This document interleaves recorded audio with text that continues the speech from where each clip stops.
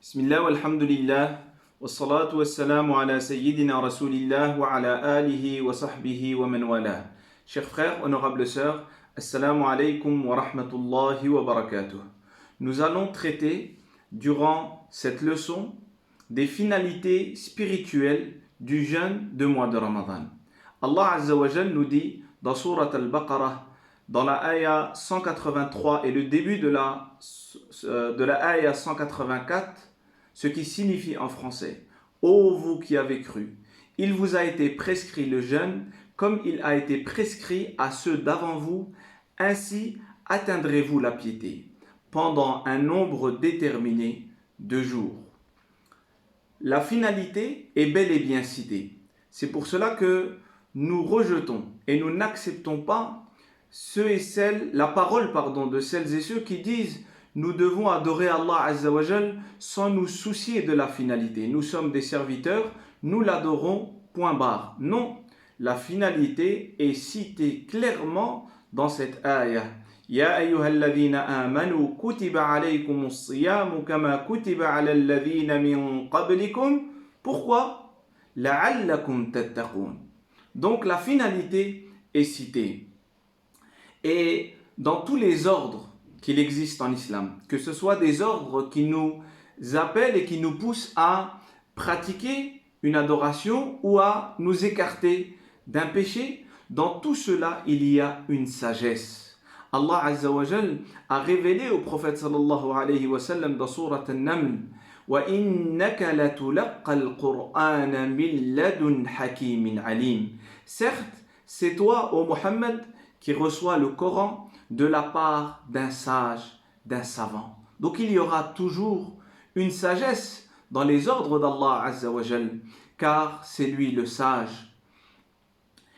Il y a également, en plus de cette sagesse, il y a une miséricorde. Où est citée la miséricorde? La miséricorde est citée au début de la ayah 184. Ayyaman ma'doudat, qui signifie en français un nombre déterminé de jours. Donc, il y a dans cette législation, en plus de la sagesse, il y a une miséricorde. Il n'existe pas en islam le fait de souffrir pour se rapprocher de Dieu. Cela existe dans d'autres idéologies, mais cela n'existe pas en islam.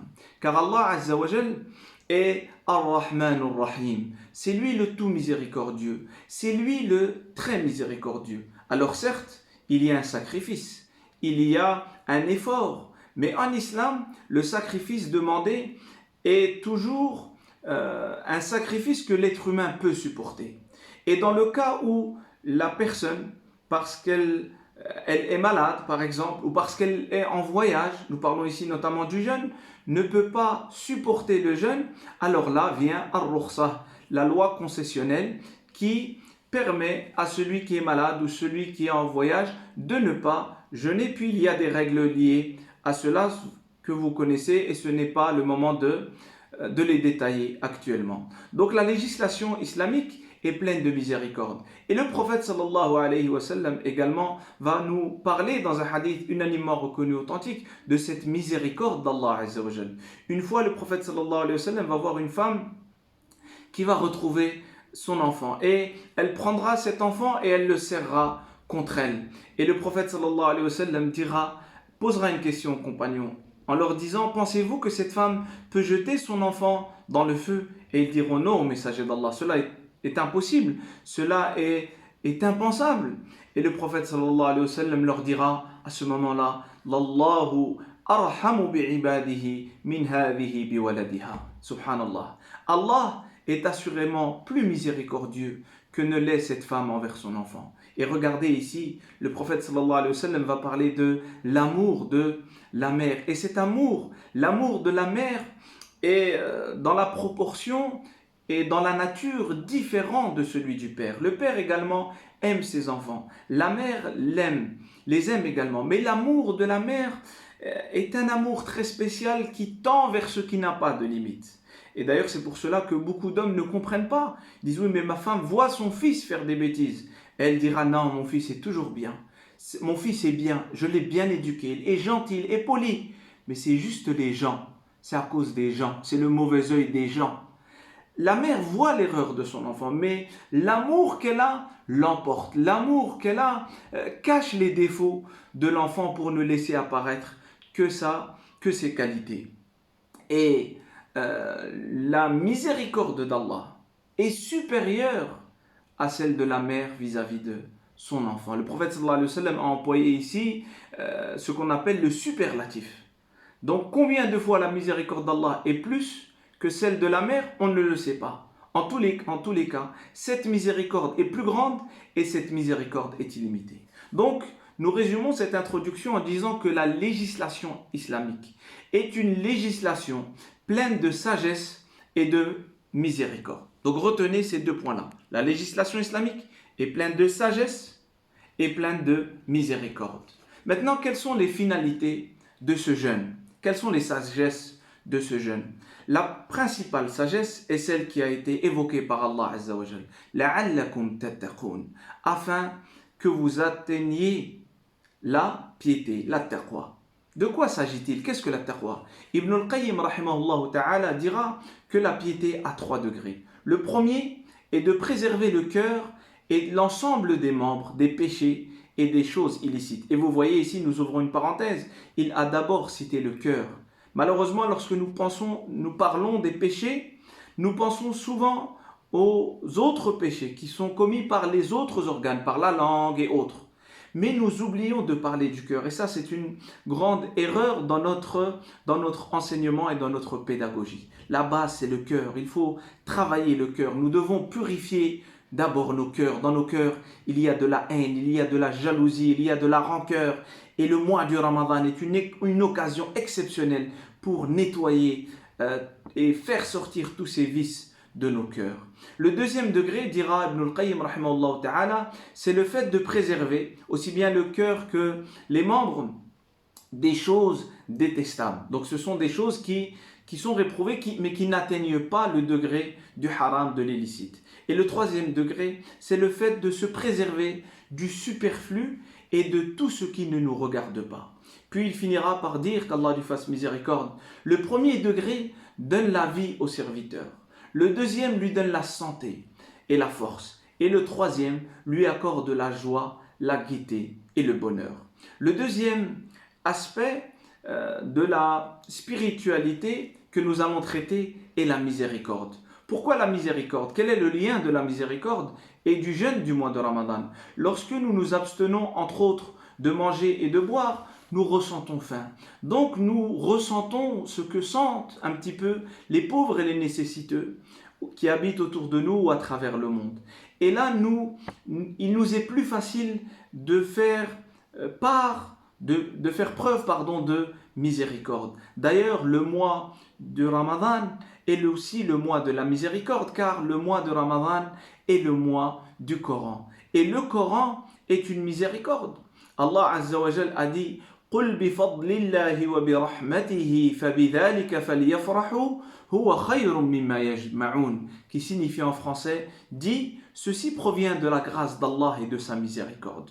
Voilà de quoi ils devraient se réjouir, c'est bien mieux que tout ce qu'ils amassent. Dans l'exégèse de ce verset, nous trouvons un grand nombre de compagnons, dont Ibn Abbas, radiyallahu anhuma, qui dira dans l'exégèse que la grâce d'Allah est le Coran et que sa miséricorde est le fait que nous en fassions partie, que nous fassions partie des gens du noble Coran.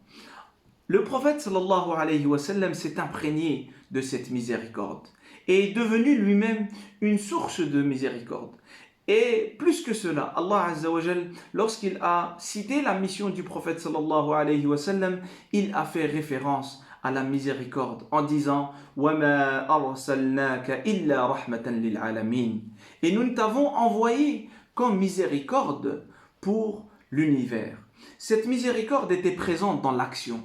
Ibn Abbas radiyallahu anhuma va rapporter que le messager d'Allah sallallahu alayhi wa sallam était l'homme le plus généreux qu'il n'ait connu. Et c'était au mois de Ramadan, quand il rencontrait Jibril alayhi salam, qu'il était le plus généreux.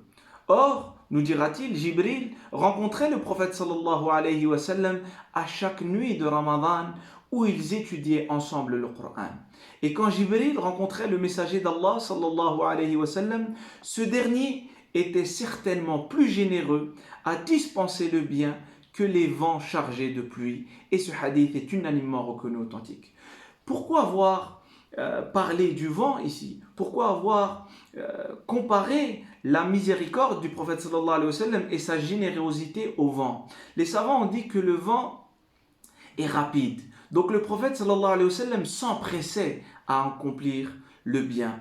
Les vents chargés de pluie sont des vents de miséricorde qui apportent la pluie, qui est elle-même une miséricorde. Ces vents-là et cette pluie-là sont utiles pour tous. Et c'est ainsi qu'était le prophète sallallahu alayhi wa sallam.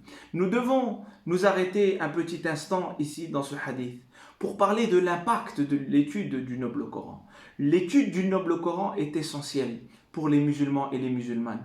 Et si elle est faite avec sincérité, comme il se doit, alors elle va apporter des fruits. Et parmi les fruits, il y a le bon comportement, il y a les qualités, et il y aura aussi l'action. L'action, le prophète sallallahu alayhi wa sallam, durant le mois de Ramadan, était encore plus généreux. Nous pouvons également citer dans ce hadith ce qu'ont cité les nobles savants de cette communauté quant à l'effet de nos compagnons sur notre personnalité et sur nos actes dans notre vie. Le prophète sallallahu alayhi wa sallam passait du temps avec Jibril alayhi salatu wa salam, et cela l'aidait à accomplir encore plus de bien. Cet exemple du prophète sallallahu alayhi wa sallam n'est pas un exemple que nous citons pour raconter des histoires, non, c'est un exemple à suivre.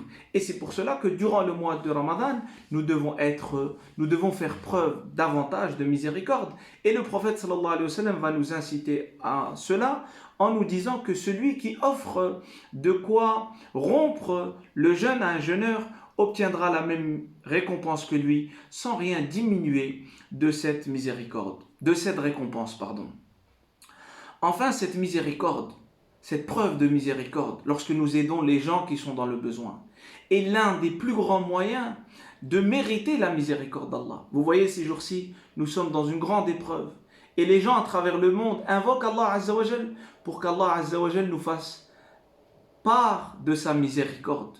Et dans un hadith rapporté par At-Tirmidhi, et ce hadith est jugé authentique par Al-Albani, rahmatullahi alayhima, le prophète sallallahu alayhi wa sallam dira ce qui signifie en français: ceux qui font preuve de miséricorde, le tout miséricordieux, c'est-à-dire Allah, leur fera miséricorde. Puis le prophète sallallahu alayhi wa sallam de dire: faites miséricorde à ceux qui sont sur terre, celui qui est dans le ciel vous fera miséricorde. D'ailleurs, Ibn Taymiyyah rahimahullah ta'ala disait que la religion repose sur deux axes essentiels. Le premier, il disait la sincérité dans l'adoration d'Allah exalté.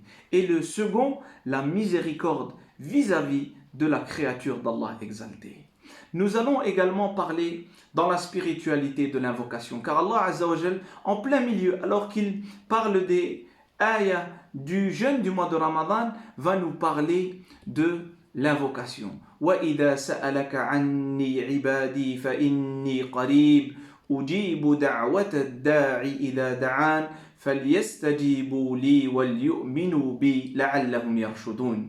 Donc le mois du jeûne est également le mois de l'invocation. Le jeûne va nous aider à concrétiser la taqwa, donc accomplir ce qui est ordonné par Allah Azza wa Jal et nous éloigner des péchés. Et le fait de nous écarter des péchés est un des moyens pour que notre invocation soit exaucée. Un point qui est très important. D'ailleurs, dans un hadith rapporté par l'imam Muslim, qu'Allah lui fasse miséricorde, le prophète sallallahu alayhi wa sallam va nous parler d'un homme. Un homme qui possède 4 causes pour que son invocation soit exaucée. La première, c'est une personne qui est voyageur. Le prophète sallallahu alayhi wa sallam va dire que c'est une personne qui a accompli un long voyage. Deuxièmement, le prophète sallallahu alayhi wa sallam va nous parler de l'apparence de cette personne. C'est une personne qui est poussiéreuse. Et l'apparence, surtout dans l'istisqa, lorsque nous demandons à Allah Azza wa Jal de nous accorder la pluie, alors il fait partie de la sunna de ne pas se présenter dans une tenue qui est très belle à ce moment-là pour l'invocation, pour montrer entre autres le fait à Allah Azza wa Jal que nous avons besoin de lui. Donc cette personne a cette apparence. Cette personne va nous dire, le prophète sallallahu alayhi wa sallam lève les mains vers le ciel. Et cette personne dira Ya Rab, al-ilhah. Cette personne va répéter. Donc ici, il y a 4 causes pour que l'invocation soit exaucée. Mais le prophète sallallahu alayhi wa sallam va nous dire que cette personne mange ce qui est illicite, boit ce qui est illicite, est habillée, donc a acheté ses habits par ce qui est illicite. Et c'est une personne qui est nourrie de l'illicite. Et le prophète sallallahu alayhi wa sallam dira فَأَنَّا يُسْتَجَابُ لَهُ. Comment sera-t-il exaucé? C'est impossible que cette personne-là voit son invocation être exaucée. Donc, le jeûne du mois de Ramadan nous éloigne du haram et nous permet de gagner, de remplir toutes les causes pour que notre invocation soit exaucée. En plus de cela, il y a un hadith rapporté par At-Tirmidhi et authentifié par Al-Albani, rahmatullahi alayhima, où le prophète sallallahu alayhi wa sallam va nous parler de 3 personnes dont l'invocation n'est pas repoussée. Et le prophète sallallahu alayhi wa sallam va nous parler du jeûneur jusqu'au moment où il va rompre son jeûne. Enfin, le 4e point lié à la spiritualité. L'une des finalités durant le mois de Ramadan, c'est Qiyamul Layl, le fait de veiller. Le fait de veiller la nuit durant le mois de Ramadan est une action exceptionnelle, et le prophète sallallahu alayhi wa sallam va nous y inciter en disant que celui qui veille les nuits du Ramadan dans l'adoration, dans la prière, verra ses péchés passer absous. Et en réalité, ce n'est ici qu'un entraînement. Ce qiyam doit faire partie de notre vie. Autrefois, les croyants et les croyantes veillaient énormément la nuit. Et là, j'ouvre une parenthèse très, très importante. La spiritualité. Aujourd'hui, la communauté musulmane, et depuis des années, traverse une crise de spiritualité. L'adoration durant la nuit, quand personne nous voit, et là nous sommes en plein confinement, malgré nous, personne ne nous voit. Alors évitons de divulguer cette adoration-là. Personne ne nous voit. Cette adoration-là, durant la nuit, a un impact exceptionnel sur nos cœurs. Et le fait d'adorer Allah durant la nuit, c'est comme si nous allons nous recharger.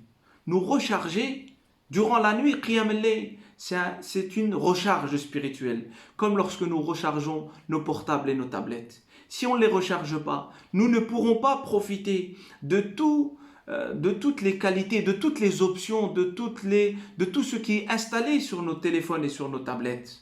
Nous ne pourrons pas en profiter si nos téléphones ne sont pas chargés. Si notre cœur, si notre spiritualité, si nous n'avons pas chargé cela durant la nuit, même si nous avons du savoir, même si nous connaissons le Coran, même si nous avons appris et nous avons accumulé durant des années des informations, nous ne pourrons pas, durant la journée, mettre tout cela en action. Alors, nous avons cité ici quelques finalités du jeûne et je vous invite toutes et tous à travailler essentiellement sur ces finalités-là, Inch'Allah ta'ala, pour les atteindre et à implorer Allah Azza wa Jal pour que nous tous et tous les croyants et les croyantes à travers le monde, nous pouvons à travers ce mois atteindre ces finalités. Barakallahu fikum, wassalamu alaikum wa rahmatullahi wa barakatuh.